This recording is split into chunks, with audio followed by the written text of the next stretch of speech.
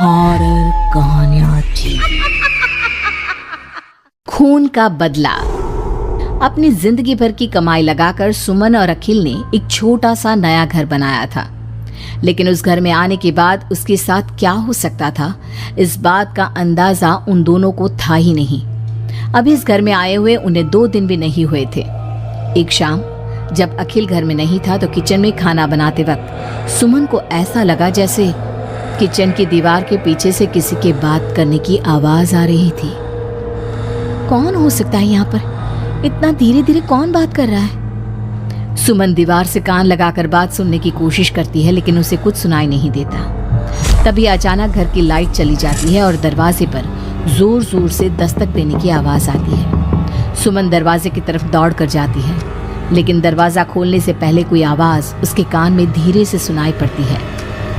सुमन, मैं यहाँ हूँ, तुम्हारे घर में। सुमन जोर से चीखती है और दरवाजा नहीं खोलती। दरवाजे की बजने की आवाज धीरे धीरे तेज होने लगती है। सुमन लड़खड़ाते कदमों से आगे बढ़ती है और झटके के साथ दरवाजा खोलकर अपनी आंखें बंद कर लेती है। तभी अचानक से अखिल की आवाज सुनकर उसे होश आता है। सुमन, क्या हुआ? तुम इतनी घबराई हुई क्यों हो? अखिल, वो लाइट चली गई और कोई है इस घर में। अखिल, मुझे बहुत डर लग रहा है। वो किचन की दीवार के पीछे से किसी की आवाज आ रही थी। कैसी बात कर रही हो? तुमने खुद सारे लाइट के स्विच ऑफ किए हुए हैं। देखो, लाइट तो आ रही है। सुमन, तुमने घर में अंधेरा क्यों किया हुआ है? और किसकी आवाजें आ रही थी? चलो चलो, मैं जाकर चेक करता हूं। नहीं अखिल, मैंने लाइट ऑफ नहीं की। और मैं क्यों लाइट ऑफ करूंगी? ये देखो, ध्यान से देखो, घर के सारे स्विच ऑफ हैं। तुम भी ना कमाल करती हो सुमन। तुम्हारी तबीयत तो ठीक है? ये देखकर सुमन और भी ज्यादा डर जाती है कि सच में लाइट की सारे स्विच बंद थे। सुमन समझ नहीं पा रही थी कि ये सब किसने किया होगा। ठीक उसी वक्त अखिल किचन की तरफ जाता है और सुमन को ऐसा लगा जैसे पीछे से किसी ने उसके कंधे पर हाथ रखा। उसने जैसे ही पलट कर देखा, एक साया उसके घर के दरवाजे से बाहर निकलता हुआ नजर आया। अखिल, अखिल यहाँ आओ, देखो कोई तो है। अभी अभी मैंने उसे बाहर जाते हुए देखा है। सुमन, मुझे लगता है कि तुम्हारी तबीयत ठीक नहीं है। अरे, मैंने किचन में भी जाकर देखा।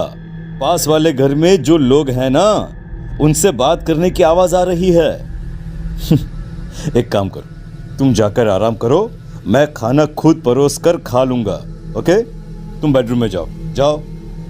नहीं अखिल, मैं अकेले नहीं जाऊंगी और अब इस घर में मैं एक दिन भी नहीं रहना चाहती।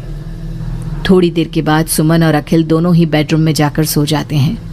डर की वजह से सुमन को नींद नहीं आ रही थी, लेकिन फिर वो गहरी नींद में सो जाती है और सुबह जब सोकर उठती है तो उसने देखा कि अखिल ऑफिस के लिए तैयार हो गया था।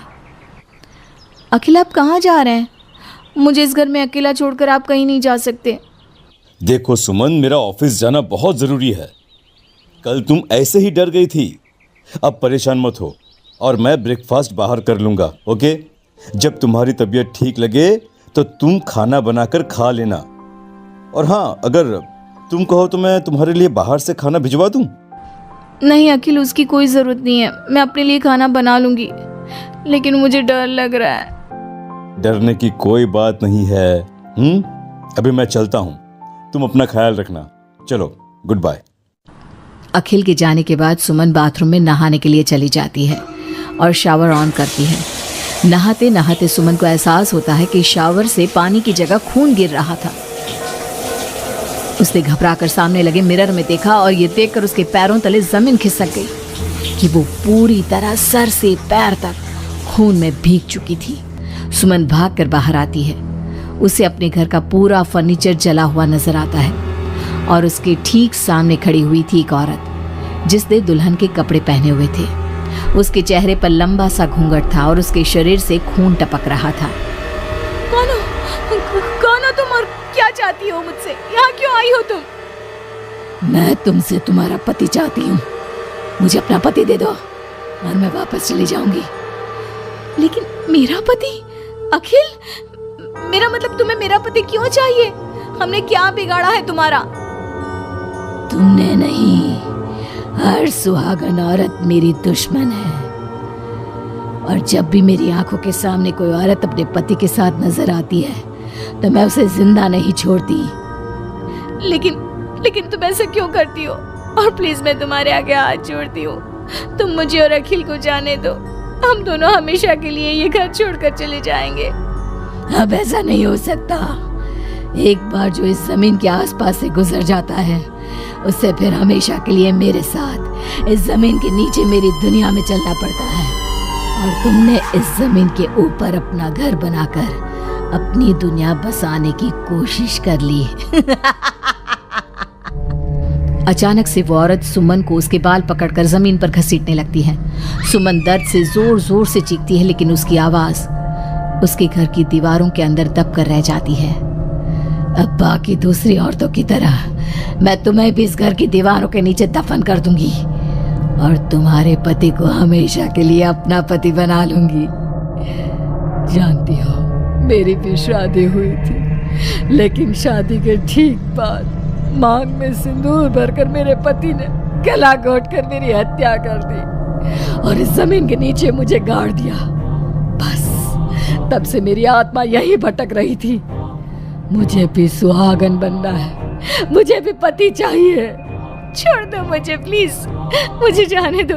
देखो तुम्हें पति चाहिए, तुम किसी और को अपना पति बना लो। मुझे और अखिल को जाने दो यहाँ से। लेकिन वो औरत सुमन को लेकर वहां से गायब हो जाती है। शाम को जब अखिल ऑफिस से लौट कर आता है, डोरबेल बजाता है, तभी मुस्कुराते हुए सुमन दरवाजा खोलती है। दरअसल सुमन के शरीर के अंदर अब उस औरत की आत्मा थी, लेकिन अखिल का चेहरा देखते ही सुमन के शरीर के अंदर एक हरकत होती है और वो अचानक से नाराज हो जाती है। क्या हुआ सुमन? आज तो ठीक हो ना?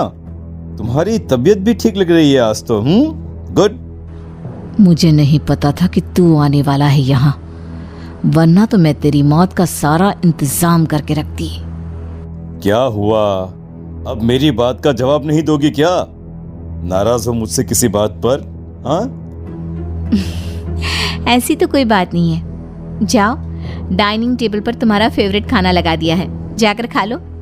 हाँ, खुशबू तो बहुत अच्छी आ रही है। वैसे भी सुबह से कुछ खाया नहीं है। थैंक यू यार, मैं जल्दी से जाकर खाना खाता हूँ। ओके?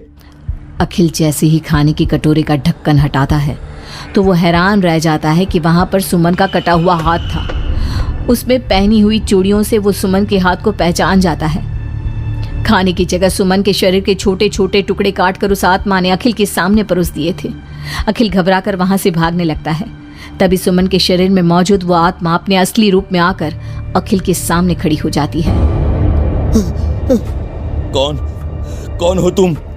और क्या किया तुमने मेरी पत्नी के साथ? इसका मतलब वो ठीक कहती थी कि इस घर में कुछ गलत है।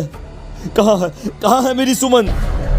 तुम्हारी सुमन के मैंने छोटे छोटे टुकड़े करके उसका खाना बना दिया और उसकी आत्मा को मैंने इस घर की जमीन के नीचे दफन कर दिया है। वो कैद हो गई है यहाँ हमेशा के लिए। तुम भी उसके पास जाना चाहते हो?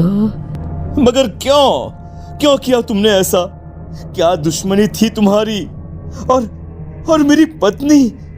पहले तो मैंने तेरी पत्नी को सिर्फ इसलिए मारा क्योंकि मैं तुझे अपना पति बनाना चाहती थी। मेरी आत्मा जो पूरे एक जन्म से किसी से शादी करने के लिए तड़प रही है, उसकी हसरत पूरी करना चाहती थी मैं। और इसलिए मैंने तेरी पत्नी का रूप लेकर तेरे साथ रहने के बारे में सोचा। लेकिन जानता है, अब मैं तुझे जिंदा नहीं छोड़ूंगी। लेकिन क्यों? देखो तुमने सुमन के साथ जो भी किया, मुझे जाने दो यहाँ से प्लीज। अखिल भागने लगता है, लेकिन घर का दरवाजा अब लॉक हो चुका था। अब तो भाग कर नहीं जा सकता।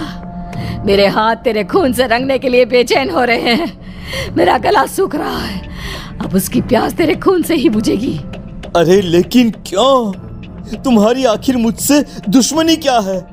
आत्मा अखिल की बात का कोई जवाब नहीं देती और अपने लंबे नाखून उसके गले में गड़ाकर उसके शरीर को खा जाती है और उसके बाद जोर से हंसते हुए कहती है, तेरा शरीर भले ही अखिल का शरीर है, लेकिन तेरे अंदर मेरे पिछले जन्म के उसी पति की आत्मा थी जिसने शादी से एक रात पहले गला दबाकर